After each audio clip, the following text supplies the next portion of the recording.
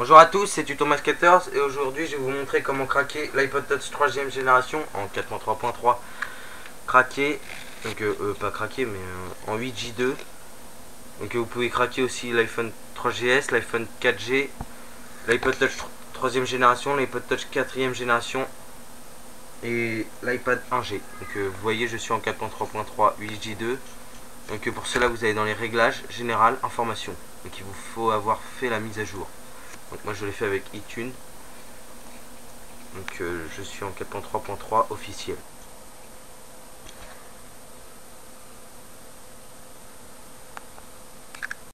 Maintenant venons sur le PC. Donc il vous faut Redsn le 09.6 RC16, donc le tout dernier, que vous avez téléchargé dans le lien de ma description de la vidéo. Donc pour Windows ou pour Mac. Donc moi j'ai choisi Windows parce que je suis sur Windows.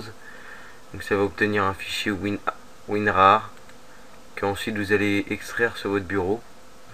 Moi je mets les deux fichiers sur le bureau mais vous n'êtes pas obligé. Donc après il vous faut le fichier firmware à télécharger.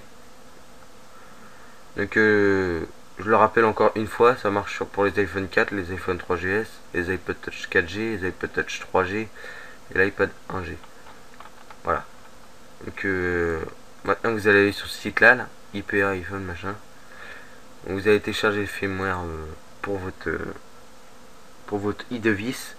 Donc moi j'ai l'iPod Touch 3ème génération. Donc j'ai le fichier ici là et Redsn ici. Voilà. Donc en fait c'est tout simple, comme dans le 4.3.2. Nous allons lancer Redsn, mais juste avant on va aller dans les propriétés, compatibilité, exécuter en tant que. On va mettre Windows 95, appliquer. En fait pourquoi on fait ça, c'est parce que souvent les gens juste avant le reboot ça bug, le crack est obligé d'être recommencé et tout. Donc en fait avec ça ça élimine les bugs et les soucis. Voilà, donc en fait vous faites exécuter en tant qu'administrateur, autoriser. Voilà, donc même chose que pour le 4.3.2. Alors je le rappelle, c'est un jailbreak Hunterhead. Donc parce qu'en fait dans le 4.3.3 ils ont pas bougé ils ont pas bouché la faille, je ne sais plus quel nom d'ailleurs. Donc voilà, donc vous allez cliquer sur browse dans Redsn et ensuite vous allez chercher le firmware que vous avez téléchargé. Process to firmware.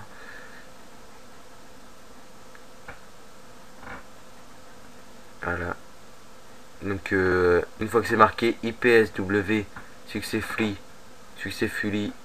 identified, ça veut dire que il a bien identifié le firmware et il est bien. Faites suivant. Donc là il va charger le firmware. Donc vous laissez cocher install Cydia. Vous laissez cocher aussi enable battery percentage. S'il n'y est pas, bah cochez ces deux là, puis cochez les autres s'ils y sont. Puis suivant, tout simple. Donc là en fait il dit que va falloir mettre l'iPod en mode DFU. Donc ils expliquent et tout, mais si vous voulez j'explique dans ma vidéo. Donc il faut que je le retrouve. Oui, ici. Il faut appuyer sur le bouton power pendant 5 secondes. Ensuite, tout en restant appuyé sur le bouton power, maintenez le bouton home pendant 10 secondes. Enfin, lâchez le bouton power et continuez d'appuyer sur le bouton home. En fait, ça va le mettre en mode restauration, on va dire. Oui, donc excusez-moi pour Redsn, en fait j'avais oublié avec la R6, on n'a pas besoin de mettre en, comment dire, en Windows 95. Restez en normal, n'y touchez pas. Je le dirai dans le lien de la description de la vidéo, parce que sinon ça va vous foirer le jailbreak. Donc maintenant on va revenir sur l'iPod, parce que j'ai terminé là. Donc vous cliquez sur finish, voilà, donc il quitte. Voilà, maintenant on va revenir sur l'ordi. Excusez-moi pour Asno, en fait, j'avais oublié avec la DR6.